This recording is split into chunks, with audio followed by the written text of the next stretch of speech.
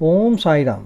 Shirdi Sai channel की ओर से प्रस्तुत साई संदेश पत्र के क्रम में द्वारका माई से साई संदेश में कहा गया है कि बुरहानपुर की महिला।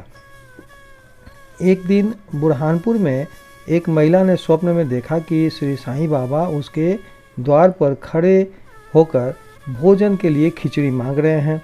उसने उठकर देखा तो द्वार पर कोई भी नहीं था। फिर भी वो प्रसन्न हुई और उसने यह स्वप्न अपने पति तथा अन्य लोगों को सुनाया। उसका पति डाक विभाग में नौकरी करता था। वे दोनों बड़े ही धार्मिक थे। जब उसका स्थानांतरण अकोला को हो गया तो दोनों ने शिरडी जाने का भी निश्चय किया और एक शुभ दिन उन्होंने शिरडी को प्रस्थान कर दिया। मार्ग में गोमती तीर्थ होकर वे शिरडी पहुँचे तथा वहाँ 2 मास तक ठहरे। प्रतिदिन वे मस्जिद जाते और बाबा का पूजन कर आनंद से अपना समय व्यतीत करते थे। यद्यपि दंपति खिचड़ी का नैवेद्य भेंट करने को ही आए थे, परंतु किसी कारणवश उन्हें 14 दिनों तक ऐसा संयोग प्राप्त नहीं हो सका।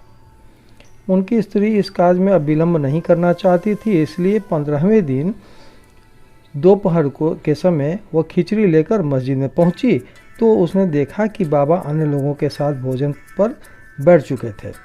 पर्दा गिर चुका था, जिसके पश्चात किसी का साहस नहीं था कि वह भीतर प्रवेश कर सके, परंतु वह एक क्षण भी प्रतीक्षा न कर